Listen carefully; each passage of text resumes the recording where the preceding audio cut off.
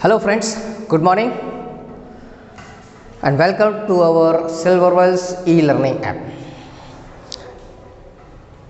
अब तक हमने बहुत सारे वीडियो लेक्चर्स के थ्रू बहुत सारे चैप्टर्स कवर किए हैं and today we are going to start with chapter 7 diversity of the living organisms. ठीक, as the name indicate, chapter का नाम खुद बता रहा है diversity of the living organisms. So according to chapter, first of all try to understand what the chapter means to say. So start with chapter 7, diversity of living organism.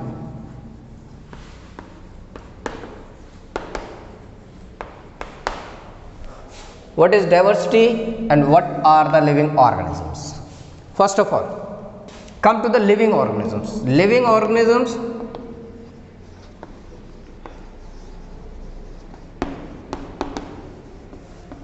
क्या होते हैं? Living organisms में if I will ask to you, then you will say, sir, some animals or animals के different names and some plants. ये सब चीज़ें आप living organism में कंक्लूड करोगे. Let me make it clear कि लिविंग ऑर्गेनिजम्स में प्लांट्स, वेरी गुड, एनिमल्स,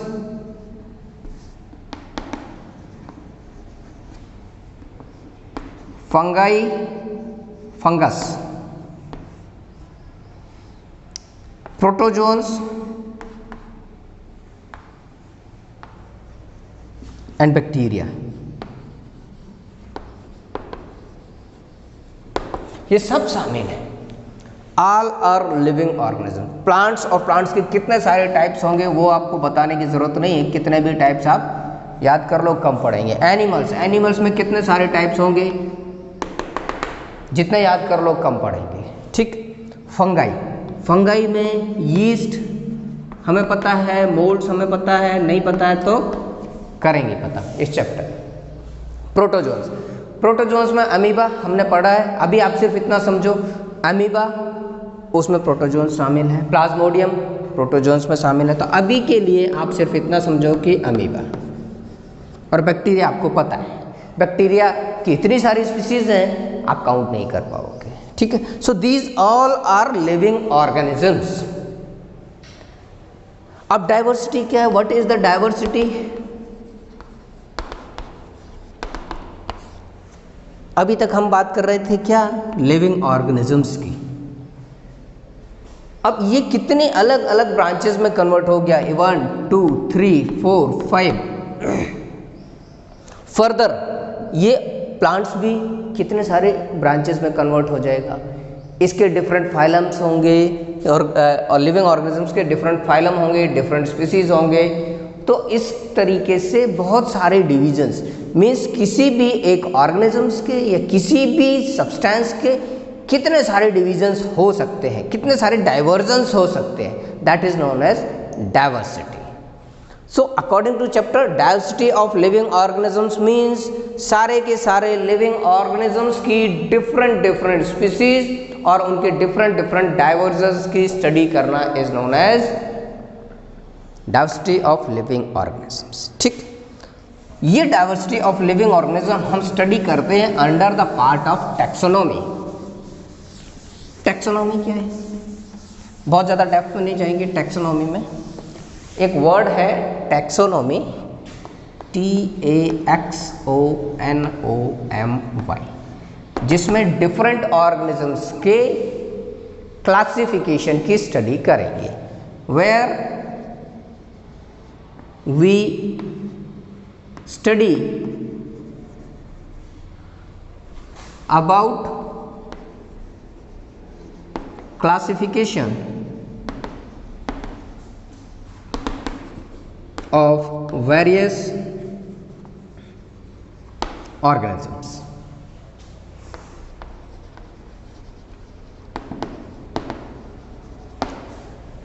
ये हुआ टैक्सोनॉमी. डिटेल में जाएंगे टैक्सोनॉमी कि और डिटेल में इसकी बहुत सारी ब्रांचेस हैं, कैसे क्लासिफिकेशन उसको करना है, हम धीरे धीरे करके चैप्टर के थ्रू डिटेल में जाएंगे। बट इस कैलकुलेटेड टाइम में जो मैंने आपको डिस्क्राइब किया है, that was the name of this chapter, diversity of the living organisms. ठीक है, अब बात करते हैं क्लासिफिकेशन की। What is the classification, what and what are the need of classification. तो पहले क्लासिफिकेशन कर लेते हैं डिस्कस। क्लासिफिकेशन का क्या मतलब है? सपोज हमारे पास बहुत सारे मटेरियल हैं, बहुत सारे एलिमेंट्स हैं, बहुत सारे सब्सटेंसेस हैं, तो सिमिलर ग्रुप या सिमिलर प्रॉपर्टीज वाले मटेरियल्स को एक ग्रुप में रखना और थोड़े से वेरिएंट या थोड़े से डिफरेंट मटेरियल्स को दूसरे ग्रुप में रखना। किचन में जाओ, अभी सिंपल एग्जांपल समझो। किचन में अगर स्पाइसेस की बात करें, अटेंसिल्स की बात करें,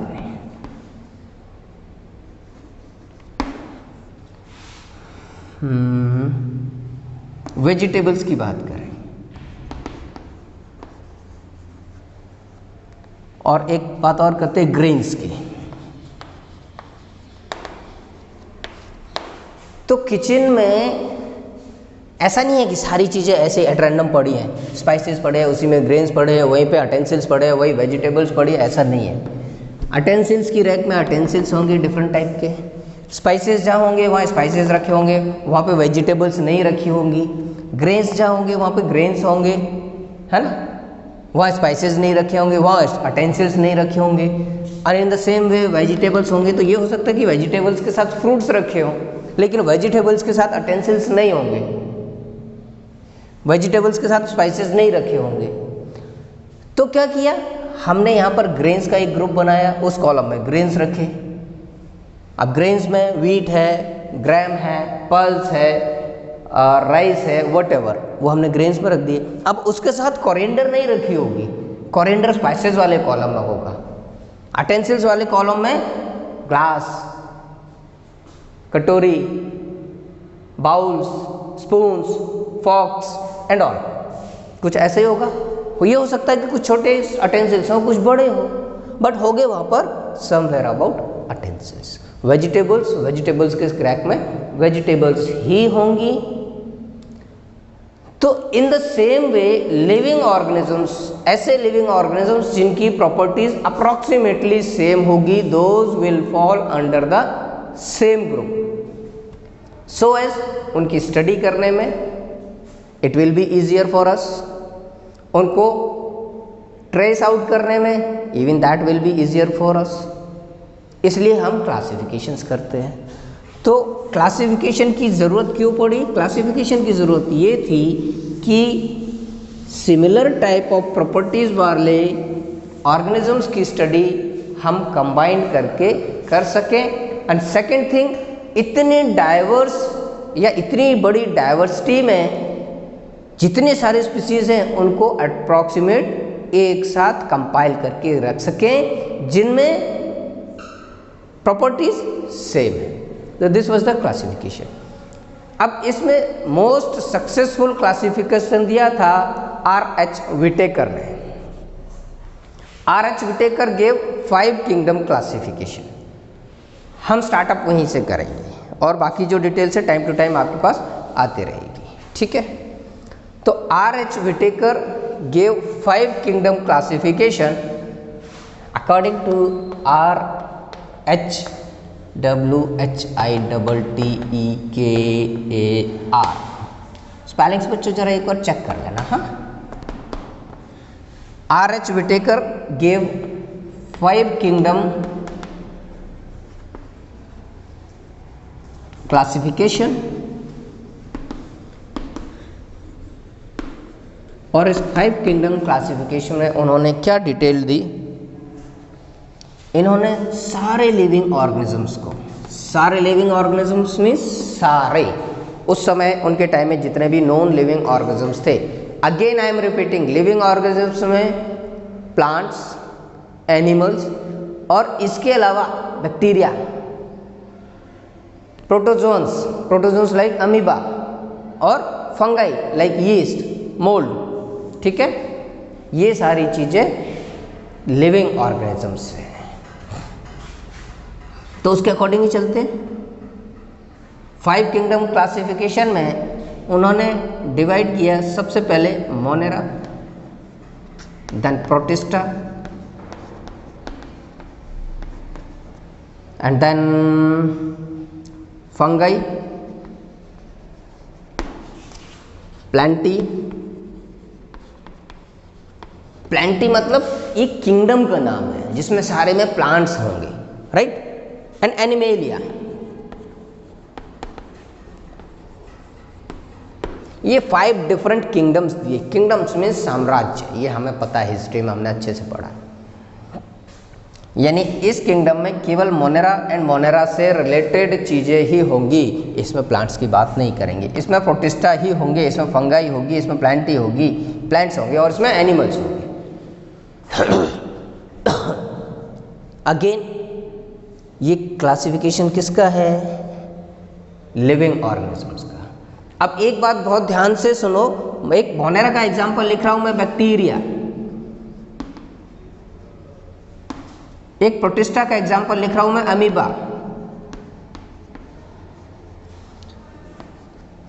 example of fungi is yeast and Plantae, कोई भी एक प्लांट, कोई भी एक प्लांट, कुछ भी प्लांट रख दो। चलो टोमेटो प्लांट, एक ऐसा प्लांट जिसको हम एल्गी बोलते हैं। एनिमेलिया, फिश रख देते हैं, मैन रख देते हैं। बहुत सिंपल चीजें लेके चलो।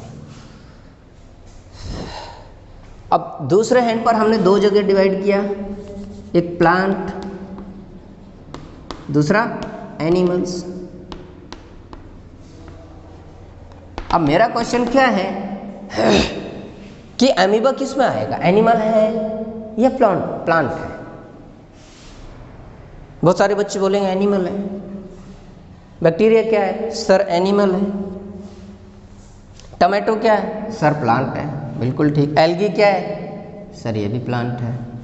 ठीक है, ये नॉर्मल कंसेप्शन है, मेरा भी कभी यही हुआ करता था। बट अल्टीमेटली क्या है कि 1, 2, 3 मोनेरा, प्रोटिस्टा एंड फंगाई, इनका अलग किंगडम है। ना तो ये प्लांट्स हैं, ना ही एनिमल्स हैं। जो मिसकंसेप्शन अभी तक हमारे ब्रेन में घुसा हुआ था, let it kick out and come to know that plants ये है, एनिमल्स ये है, ये प्लांट्स हैं, ये एनिमल्स हैं। यीस्ट, अमीबा और बैक्टीरिया ना तो एनिमल्स हैं, ना ही प्लांट्स हैं। क्या है फिर? बैक्टीरिया क्या है? मोनेरा है। अमीबा क्या है? प्रोटिस्टा है या प्रोटोजोअन्स है। और यीस्ट क्या है? मोल्ड्स क्या है? फंगाई है। पहली चीज ये कंसेप्ट क्लियर करो। इसलिए इसको बोलते हैं 5 kingdom classification, 1, 2, 3, 4 and 5। That's why these are known as 5 kingdom classification. Clear? सबसे पहले ये चीज आपके ये कंसेप्ट आपके लिए जरूरी था कि what are bacteria, what are amoeba, what are yeast. इनको सबको हम अभी तक एनिमल्स की सीरीज में काउंट करते थे, but these are not animals. Algae को हम प्लांट्स में काउंट करते थे, एल्गी को हम प्लांट्स में काउंट करते थे, लेकिन एल्गी भी हाँ प्लांट्स हैं, नो डाउट। एल्गी में भी बहुत सारे डिफरेंट चीज़ें हैं जो प्रोटिस्टा में भी रख सकते हैं, मोनेरा में भी, मोनेरा में इनफेक्ट नहीं रखते। ठीक है, तो ऐसी बहुत सारी चीज़ें थी जिस मुझे कंसेप्ट ओवरऑल क्लियर करना था। Now coming over to the classification. First classification, organisms को हम कैसे क्लासिफाई कर सकते हैं, ये चीज़ क्लियर हो गई। Now coming over to classification of living organism. ध्यान रखना, we are not studying right now the classification of animals, we are not going through classification of plants, we are going through the classification of living organism. So plants, animals and living organisms में difference है कि plants में plants include होंगे, animals में animals होंगे, and living organisms में all 5 kingdoms include होंगे।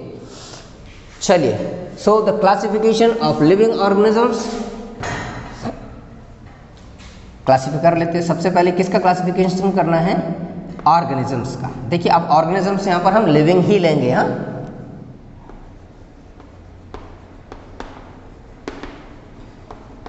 Organisms का क्लासिफिकेशन किया।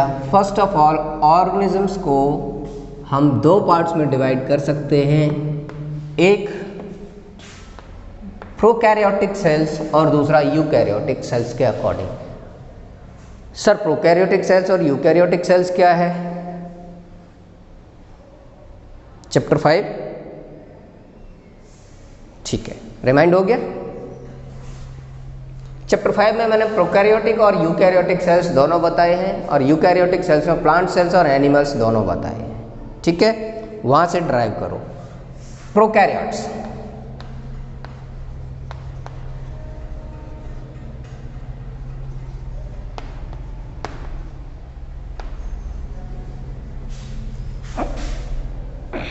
और दूसरा यूकैरियोट्स।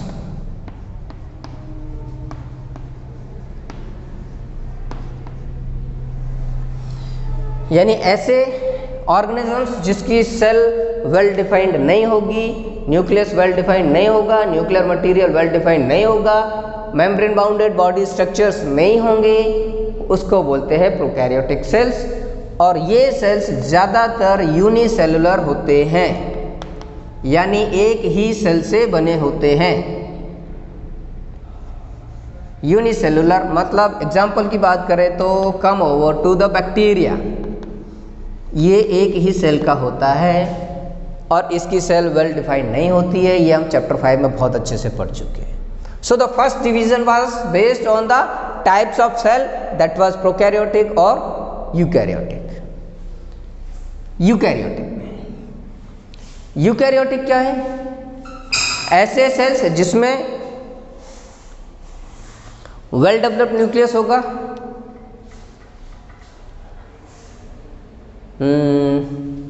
मेम्ब्रेन बाउंडेड स्ट्रक्चर्स होगी और सेल वेल डेवलप्ड होगा। अब इसमें भी हम बात करेंगे 2 डिफरेंट टाइप के यूकैरियोट्स, एक यूनिसेलुलर और दूसरा मल्टीसेलुलर। यूनिसेलुलर और ये मल्टीसेलुलर।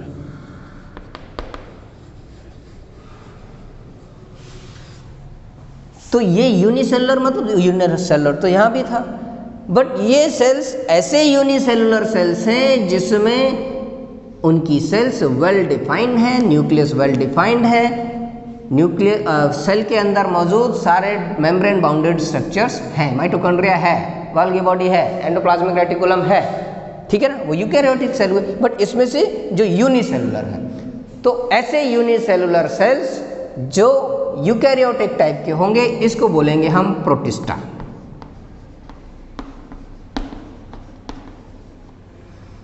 और इसके एग्जांपल्स की बात करें तो ऑल द प्रोटोजोअन्स, और प्रोटोजोअन्स में एग्जांपल्स की बात करें तो अमीबा, यूग्लिना एंड पैरामीशियम। अभी इतने याद करो, और भी है। ये क्या है? ये सारे प्रोटोजोअन्स। अब आ जाओ मल्टीसेलुलर, यानी यूकैरियोटिक सेल है और मल्टीसेलुलर भी है, यानी इसके अंदर बहुत सारी सेल्स होंगी और सारी सेल्स वेल डेवलप्ड होंगी। इसको हम डिवाइड कर देते हैं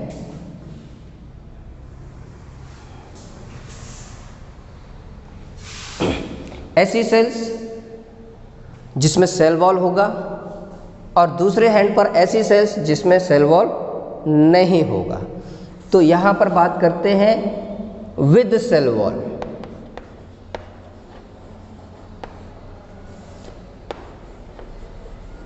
और यहाँ बात करते हैं without cell wall. Without cell wall.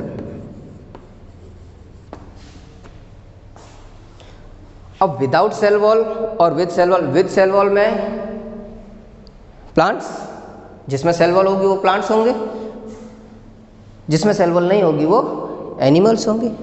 तो पहले विदाउट सेलेबल लिख देते हैं एनिमल्स, एनिमल सेल। अब एनिमल्स के एग्जाम्पल मत ले पाना प्लीज, हाँ।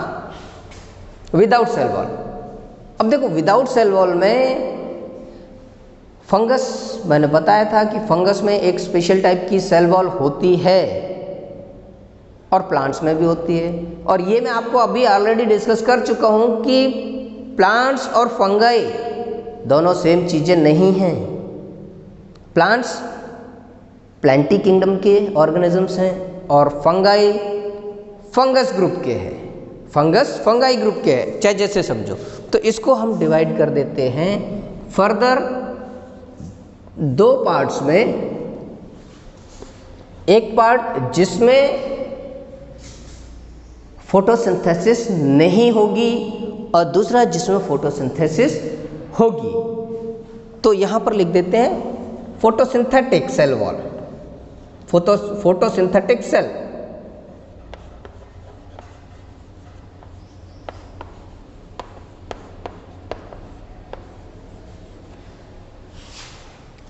और यहां लिख देते हैं हम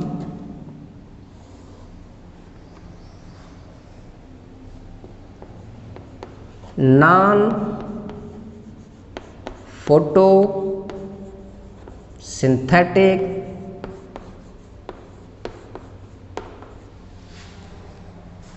ये फोटोसिंथेटिक सेल और वो नॉन फोटोसिंथेटिक सेल। तो फोटोसिंथेटिक सेल्स में सारे के सारे प्लांट्स और नॉन फोटोसिंथेटिक सेल्स में फंगाई। यहां ब्रैकेट में लिख दूं,